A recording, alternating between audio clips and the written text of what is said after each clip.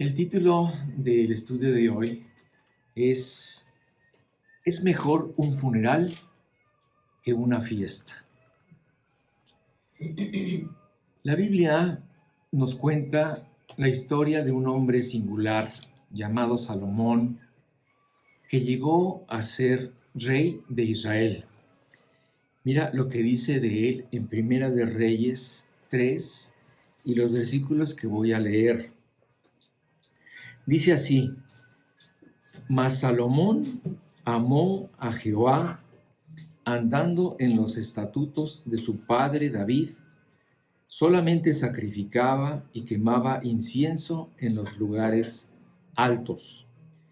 Y se le apareció Jehová a Salomón en Gabaón una noche en sueños, y le dijo Dios: pide lo que quieras que yo te dé. Y Salomón contestó: da pues a tu siervo corazón entendido para juzgar a tu pueblo y para discernir entre lo bueno y lo malo, porque ¿quién podrá gobernar tu pueblo tan grande? Y agradó delante del Señor que Salomón pidiese esto, y le dijo Dios: porque has demandado esto, y no pediste para ti muchos días, ni pediste para ti riquezas, ni pediste la vida de tus enemigos, sino que demandaste para ti inteligencia para oír juicio, he aquí lo he hecho conforme a tus palabras. He aquí que te he dado corazón sabio y entendido, tanto que no ha habido antes de ti otro como tú, ni después de ti se levantará otro como tú.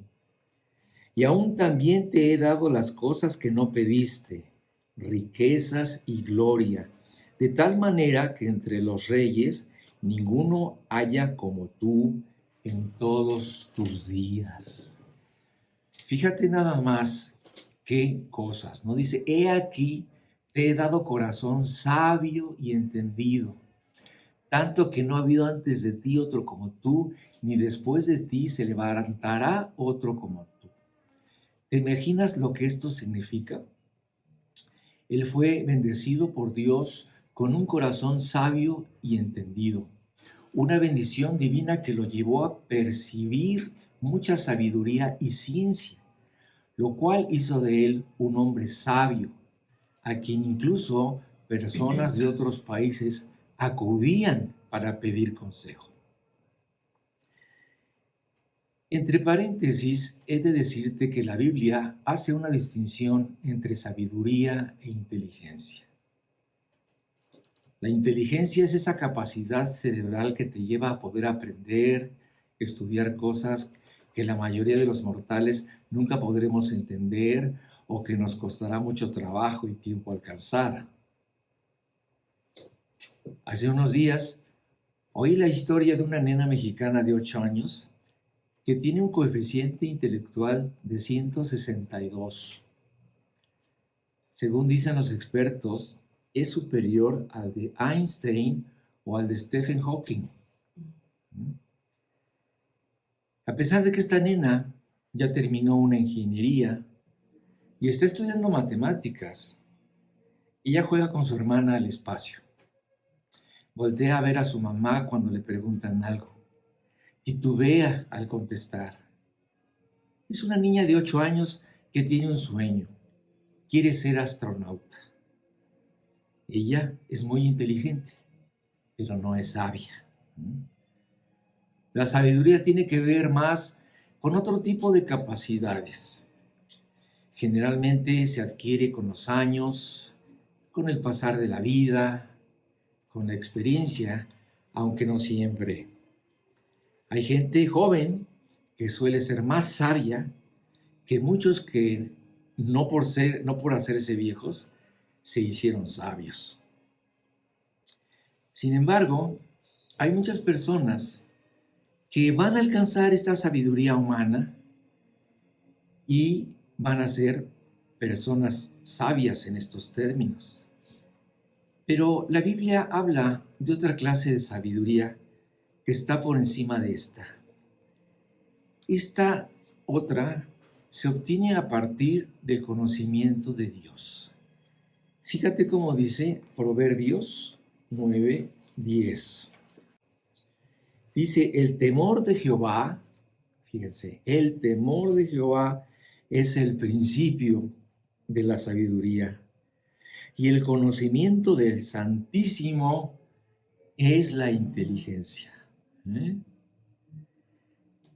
Cuando tú tienes esta experiencia de conocer a Dios, este cambio en tu vida, el hecho de conocerlo, de entrada te va a hacer sabio, porque va a hacer que tú dejes los caminos, los intereses y los valores del mundo para transitar en los de Dios.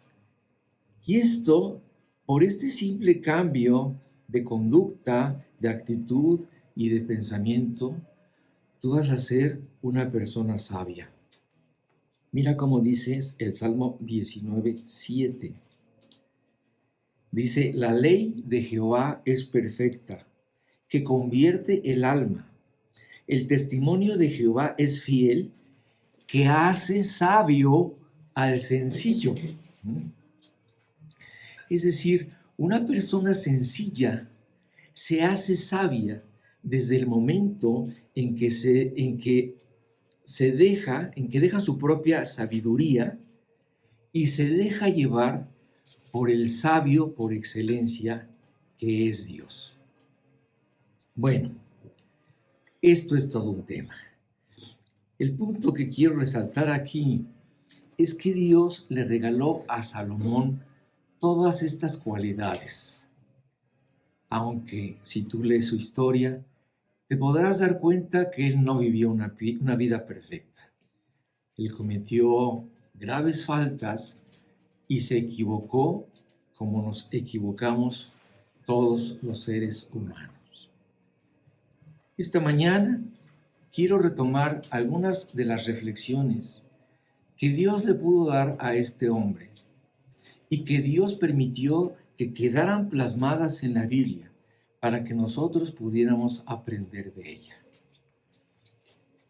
En uno de sus libros, llamado el libro del Eclesiastés o el libro del Predicador, Salomón dijo, todo tiene su tiempo, dice el predicador. Tiempo de llorar, tiempo de reír, tiempo de hablar, tiempo de callar, tiempo de amar, tiempo de aborrecer, tiempo de guerra, tiempo de paz, tiempo de nacer y tiempo de morir. Podríamos repasar nuestras propias vidas y comprobar que esto es cierto, ¿verdad? Podemos recordar cuando lloramos, cuando tuvimos motivos para reír, cuando pudimos expresar nuestro sentir por medio de las palabras y otras para callar y escuchar, como dice Salomón, para escuchar tranquilamente las palabras del sabio.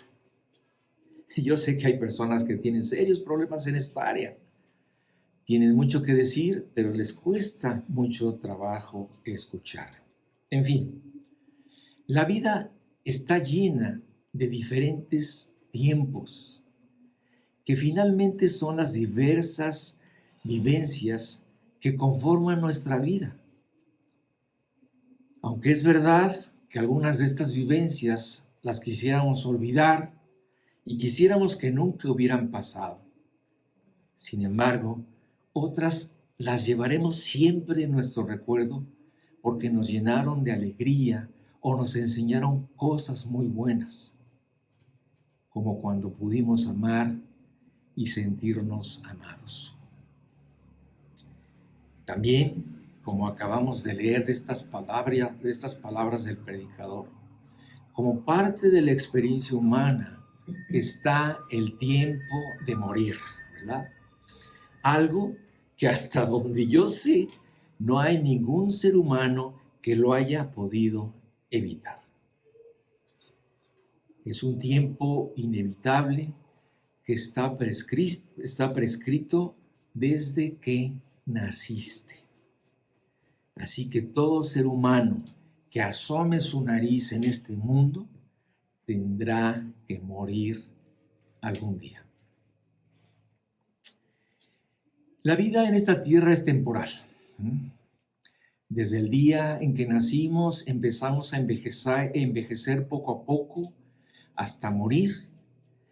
Y aunque también es verdad que algunos no llegan a conocer la vejez porque van a morir prematuramente en sus días de juventud, es un hecho que desde que nacimos en este mundo se echó a andar en el reloj de Dios la cuenta regresiva de nuestros días, los cuales se cumplirán en nuestra vida exactamente, de tal forma que no estaremos un minuto más ni un minuto menos en este mundo, porque todos tenemos que llegar puntuales a nuestra cita con la muerte. Y de la misma forma, como llegamos a este mundo, ¿verdad? De la misma forma partiremos, con las manos vacías.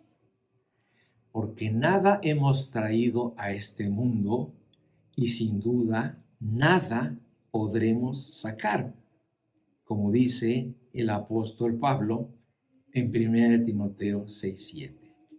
Porque nada hemos traído a este mundo y sin duda nada podremos sacar.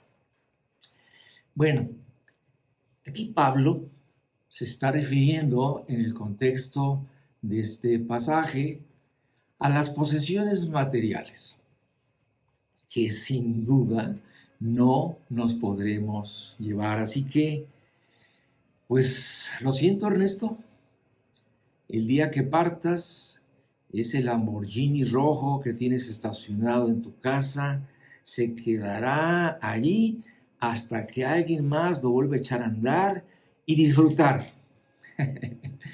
Y qué bueno que podamos dejarle nuestros bienes a nuestros hijos o a quien decidamos para que disfrute nuestras cosas. Está bien, es de Dios que los hijos disfruten del fruto de nuestro trabajo y de las bendiciones que Dios nos dio a nosotros, a los padres. Como dice Salomón en Proverbios 19:14, la casa y las riquezas son herencia de los padres. Pero yo tengo una pregunta. ¿En realidad nada nos podemos llevar de este mundo? Fíjate que cuando me convertí, para mí fue muy triste darme cuenta cómo había sido engañado. Yo tenía la idea de que lo más importante en esta vida era la realización a través del éxito, el cual se reflejaba por medio de la realización personal, de la riqueza, del placer, del conocer, de experimentar, etc. Y esto determinó mi vida para enfocarme en alcanzar todo esto. Pero cuando comencé a profundizar en las enseñanzas de la Biblia, desistí de encaminar mi vida por este camino. Me di cuenta que todo esto era una buena forma de entretenerse, pero no de llenar mi vida. Cuando conocí personas que habían alcanzado todo esto, me di cuenta del profundo vacío en el que vivían a pesar de ser exitosos.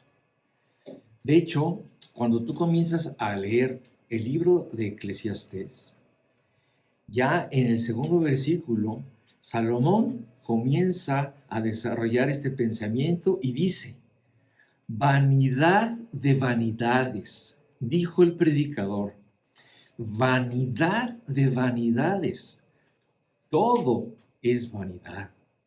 Es decir, todo es banal, todo produce un vacío, nada tiene sentido. Y si tú te preguntas, bueno, ¿por qué este hombre llegó a esta conclusión? ¿Por qué Salomón, de hecho, comienza su discurso de esta forma? Si tú te preguntas, ¿por qué le pasa esto al hombre y aún a las personas que tienen todo? Si tú te preguntas, ¿por qué no podemos encontrar plena satisfacción en las cosas de este mundo? La respuesta es muy sencilla. Porque tú eres una criatura de Dios. Fuiste hecha a su imagen y semejanza. Eres parte de Él. Y mientras tú no encuentres a Dios en tu vida, serás una persona incompleta, con un enfoque equivocado de la vida, entretenido en muchas cosas, pero usando tu vida para lo que no fuiste hecho. En una ocasión, le ponía un ejemplo a alguien y le decía, ¿tú puedes clavar un clavo con un desarmador? Tal vez comiences a darle con el mango y a hacer maniobras y a tratar de empujarlo. Y a lo mejor logras avanzar algo, pero si lo haces con un martillo, sin duda podrás hacerlo muy bien. ¿Por qué? Porque el martillo fue hecho para clavar. El hombre fue hecho para tener comunión con Dios. Y mientras tú no te enfoques para lo que fuiste hecho, vivirás una vida incompleta, frustrada e insatisfecha. Debo aclarar que yo ni la Biblia está en contra de que una persona triunfe en la esfera humana, ni que tenga mucho éxito y dinero, que sea famosa y reconocida. Claro que no. La Biblia está llena de ejemplos de personas que fueron muy ricos y exitosos, como Abraham, como Job, como Salomón y muchos más. Incluso yo he tenido la oportunidad de conocer a personas así, exitosas, ricas y famosas. Pero la gran diferencia en sus vidas es que conocen a Dios. Y esto ha hecho que estas personas ricas, exitosas y famosas sepan enfocar su éxito, su fama y su riqueza, y que todos sus talentos los dirijan hacia las cosas de Dios. Y por esta razón son personas satisfechas, equilibradas y felices. Y aunque muchas veces la Biblia habla de que la riqueza es un estorbo para conocer a Dios y para seguirlo, de todos modos, este principio divino es para todo el mundo. No importa si eres una persona rica, pobre, exitosa o mediocre, debes buscar a Dios y comenzar una relación personal con Él. ¿Por qué? Porque para esto fuiste creada. Y entonces podrás darte cuenta que aún viviendo en un mundo que está en contra de ti, puedes ser una persona satisfecha y realizada. Bien, regresando a la pregunta que dejé en el aire de que si podemos llevarnos algo de este mundo, la respuesta es absolutamente sí.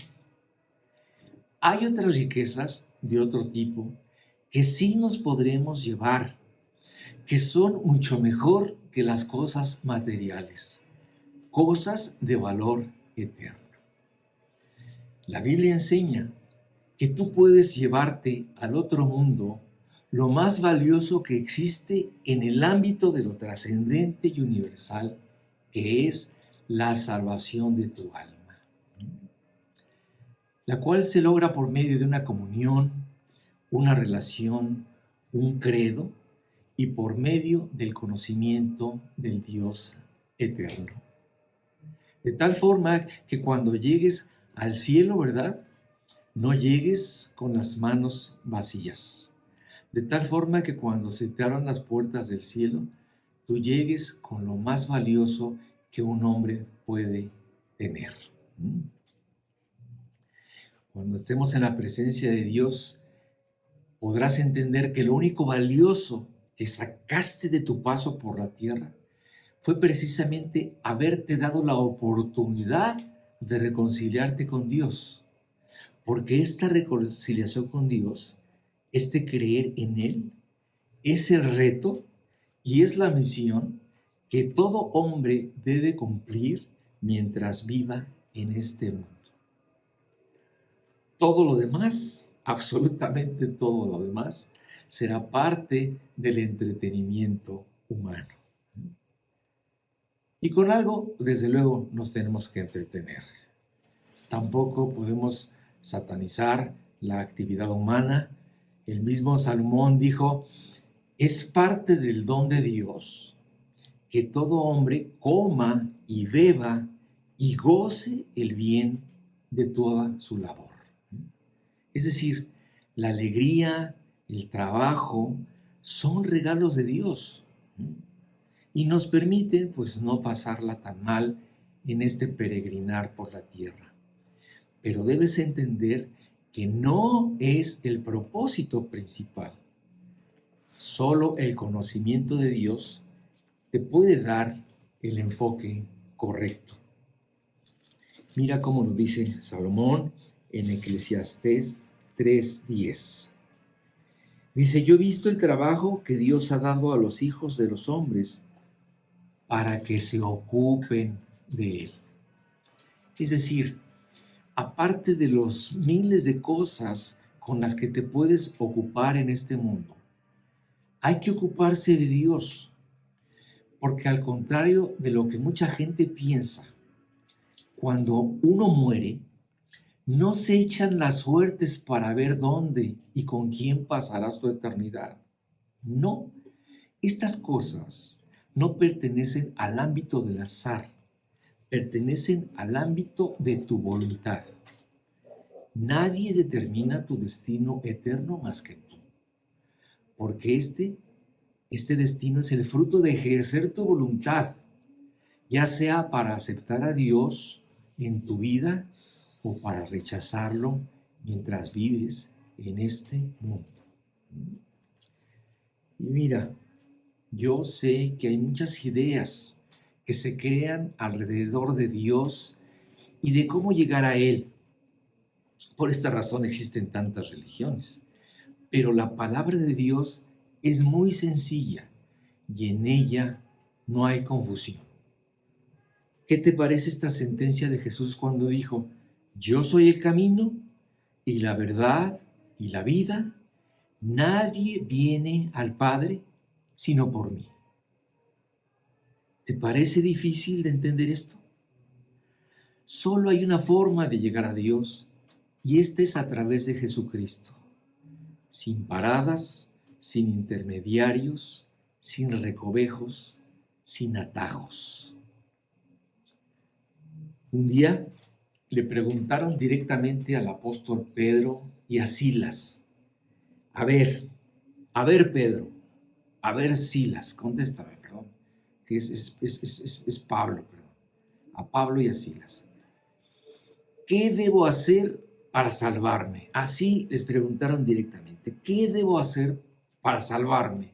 Una pregunta que puede girar en la mente de las personas que están interesadas por su alma o que están interesadas por lo que sigue después de la muerte. Es una pregunta muy importante, ¿verdad? Así les preguntaron, ¿qué debo hacer para salvarme? Y ellos contestaron, cree en el Señor Jesucristo y te salvarás, porque por la gracia del Señor nos salvaremos. Dime en estas palabras, tanto de Jesús como de Pablo, ¿dónde está la confusión? ¿Acaso no es tan sencillo entender cómo puede uno salvarse y encontrar la vida eterna? La Biblia contradice el pensamiento de aquellos que dicen que cuando mueres todo termina.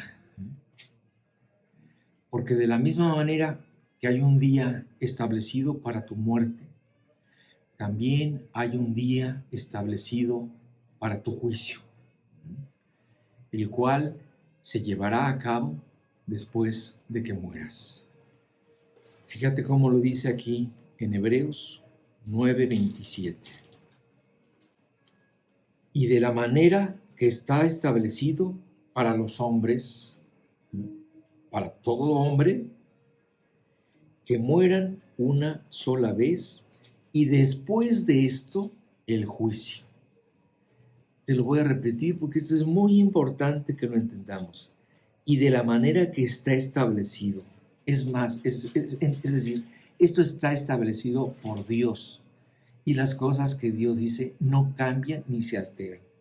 De la manera que está establecido para los hombres, para todo hombre, que mueran una sola vez. Esto descarta, entre paréntesis, ese pensamiento de que puede existir una reencarnación.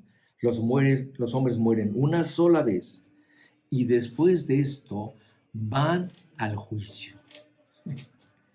Esto es tremendo. Y mira, yo me puedo imaginar a la gente llegando ante el juicio de Dios con sus ideas y con sus creencias. Me imagino a aquellos que no creían en la existencia de Dios, cuando estén ante Él, estarán completamente anonadados. Otros, pues, estarán tratando de convencer a Dios de que hicieron más cosas buenas que malas.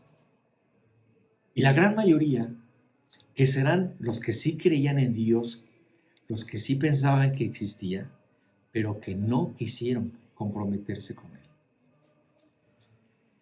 En ese momento, te aseguro que todos van a estar completamente dispuestos a creer en Él. Y estarán dispuestos a arrepentirse de sus pecados, a pedir perdón, a creer en la cruz de Cristo y en todo lo que rechazaron en vida. Pero amigo, como dice el predicador, todo tiene su tiempo. Y el tiempo de creer para entonces habrá pasado.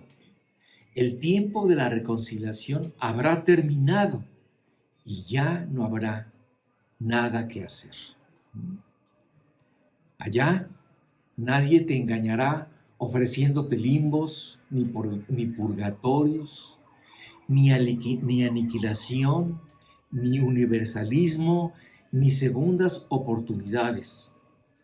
Solo quedará enfrentar las consecuencias de haberle dicho no a Dios mientras estabas vivo en este mundo.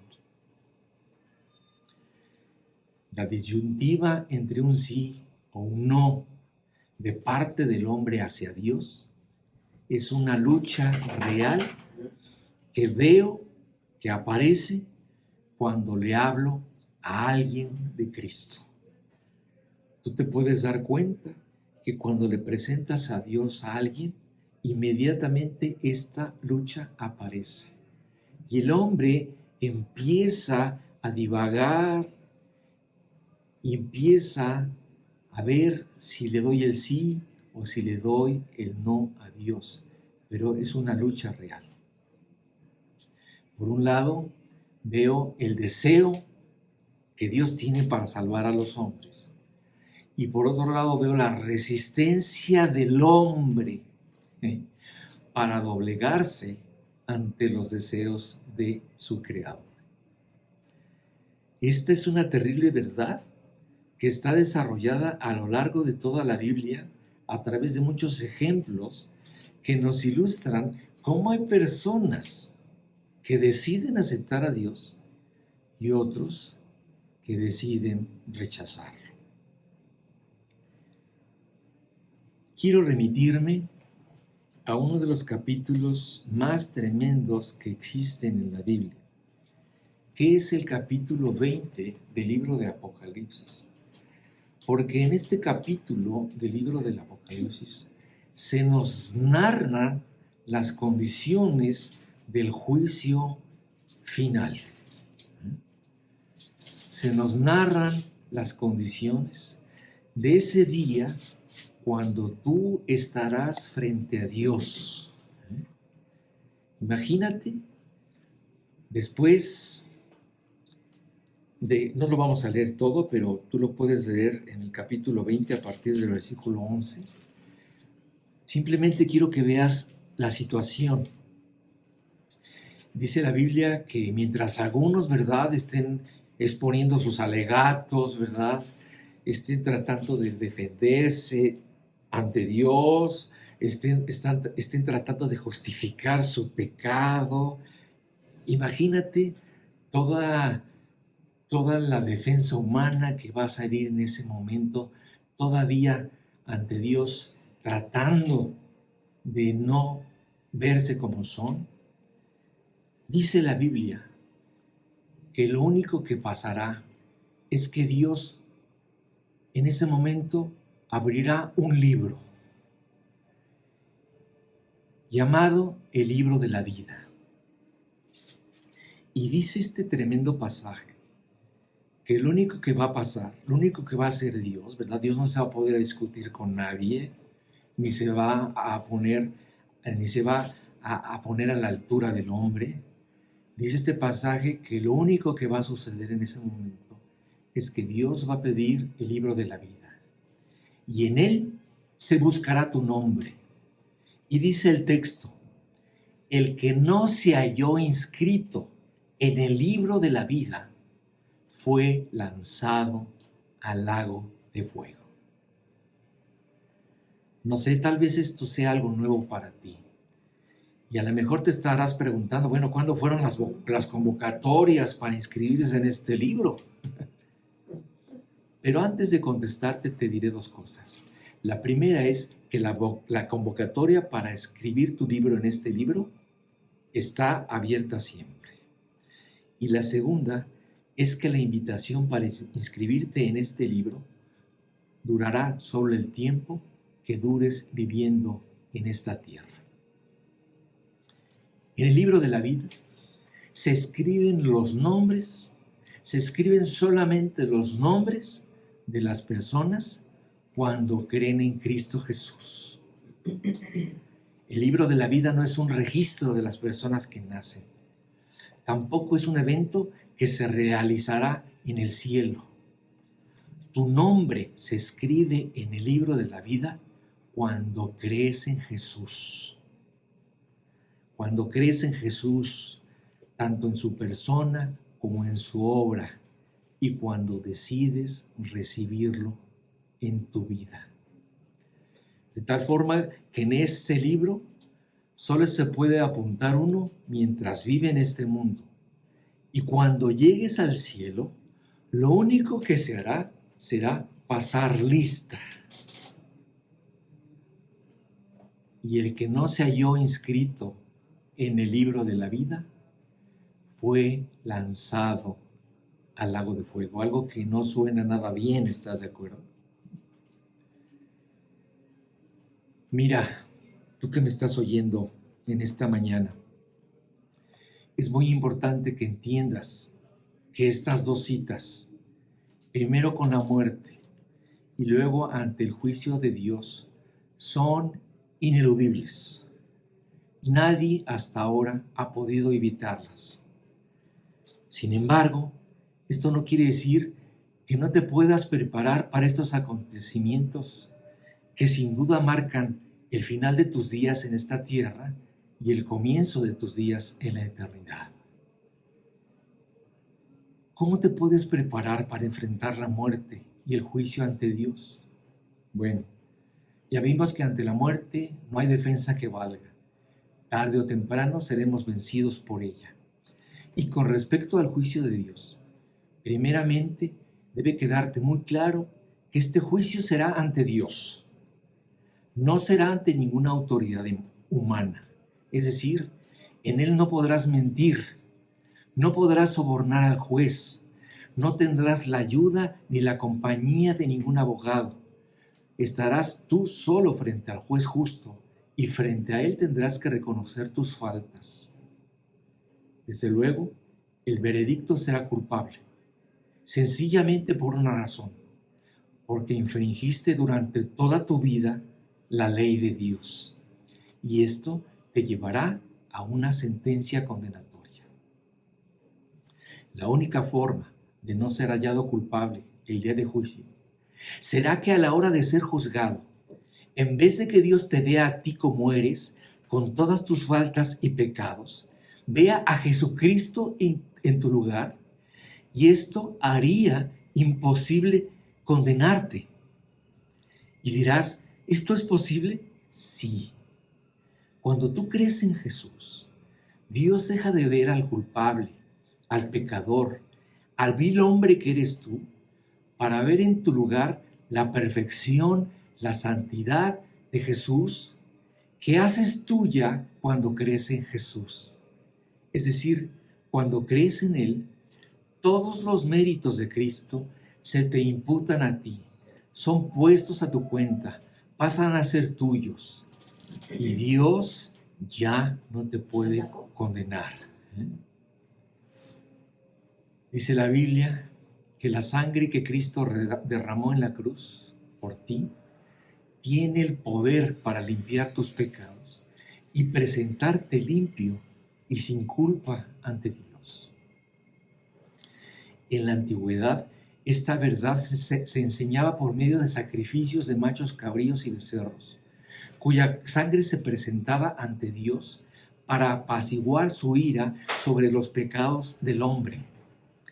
Pero toda esta enseñanza antigua era solo una ilustración de lo que vino a ser el sacrificio de Cristo, quien derramaría su sangre por nosotros y con ella nos cubriría de la ira de Dios.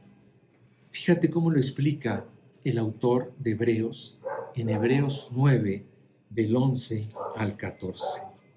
Dice, pero estando ya presente Cristo, sumo sacerdote de los bienes venideros, por el más amplio y más perfecto tabernáculo, no hecho de manos humanas, es decir, no de esta creación, y no por sangre de machos cabríos ni de becerros, sino por su propia sangre, entró una vez para siempre en el lugar santísimo, habiendo obtenido eterna redención. Porque si la sangre de los toros y de los machos cabríos y las cenizas de los becerros, de la becerra, rociadas a los inmundos, santificaban para la purificación de la carne, cuánto más la sangre de Cristo, el cual mediante el Espíritu Eterno se ofreció a sí mismo sin mancha a Dios, limpiará vuestras conciencias de obras muertas para que sirváis al Dios vivo. ¿Sí? A esto se refiere el apóstol Juan cuando dice que la sangre de Jesucristo nos limpia de todo pecado. La sangre de Cristo nos cubre, es decir, ella es como un paraguas protector que evita que la ira de Dios caiga sobre nosotros el día del juicio. Así que es muy sencillo, ¿verdad? Si tú te cubres con la sangre de Cristo, en el día del juicio, tú no serás condenado, porque ésta te protegerá de todo mal. Así que para concluir, quiero que leamos Colosenses 1:20. Dice, y por medio de él, es decir, por medio de Jesucristo, reconciliar consigo todas las cosas, así las que están en la tierra como las que están en los cielos, haciendo la paz mediante la sangre de su cruz. Jesucristo vino para reconciliarte con Dios, vino para hacer la paz contigo, pero solamente esto puede ser llevado a cabo mediante la sangre de su cruz. La enseñanza es clara y sencilla. Está llena de compasión, pero a la vez es contundente. ¿Qué debo hacer para salvarme? Cree en el Señor Jesucristo y te salvarás. Que Dios te bendiga. Maranata.